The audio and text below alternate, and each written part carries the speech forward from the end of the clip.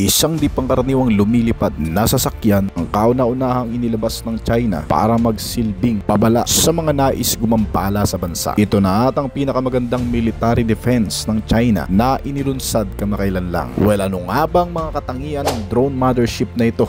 Bakit karamihan sa mga eksperto ay nagsasabing delikadong banta sa seguridad ang imbensyon na ito? Yan ang mga balitang dapat mong malaman, pero bago ang lahat, kung bago ka pa lamang dito sa aking channel, baka naman pwede mong maklik ang subscribe button, pa-like and share na rin.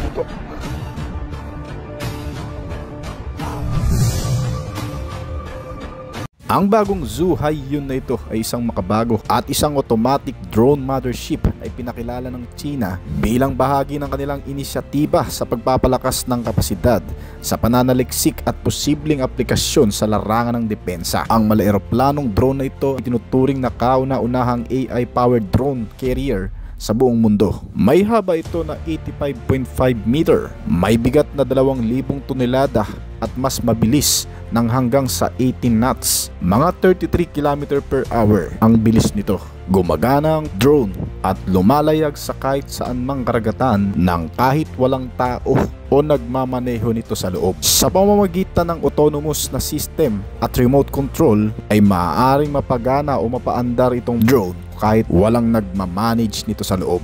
Gamit din ng artificial at intelihensya o AI para sa otomatikong pag-navigate sa karagatan. Ang mga pangunahing misyon nito ay pananaliksik sa dagat, pagmanman ng kapaligiran at pag-iwas sa sakuna, at pagsuporta sa mga proyekto tulad ng offshore wind farms. Ang mothership na ito ay maaaring magdala ng hanggang sa 50 drone, gaya ng aerial drone na para sa himpapawid, surface drone na para naman sa ibabaw ng tubig, at ng submersible drone na para naman sa ilalim ng tubig. Bagamat idinisenyo raw itong mothership na para sa mga scientificong pananaliksik, may pangamba pa rin ang ilang mga eksperto at karatig bansa sa magiging epekto nito, dahil daw ang Zhu Haiyun ay maaaring gamitin sa larangan ng militar sa ilalim ng kapangyarihan ng AI, at posible itong mag-deploy ng mga drone swarms para sa mga misyon tulad ng surveillance, electronic warfare o kahit sa tactical na opensiba. Hindi lamang sa nakagawa ng pinakamagandang sandata ang bansang China, ito rin ay nagbigay ng mas madaling paraan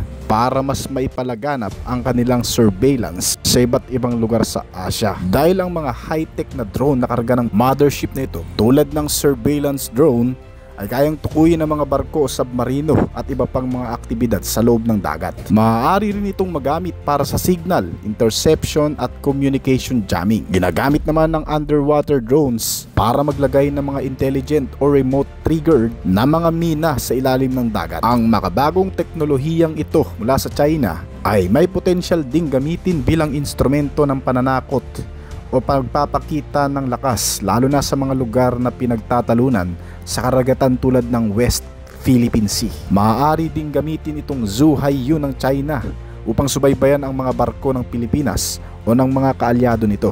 Pwede rin itong gamitin sa psychological operations, kung saan ipapakita ang presensya ng makabagong teknolohiya upang takutin ang mas maliit na bansa. Dahil walang kailangang sakay na tripulante sa object na ito, ay mas madali nitong mapapasok lalo na ang mga delikadong lugar kahit labag sa soberanya ng ibang bansa. Sa madaling salita, hindi pa naman opisyal, ginagamit talaga ito bilang banta sa seguridad ng ibang bansa. Ngunit may posibilidad pa rin, dahil naglalaman ito ng makabagong plataporma ng militar para sa mga surveillance at depensang pandagat.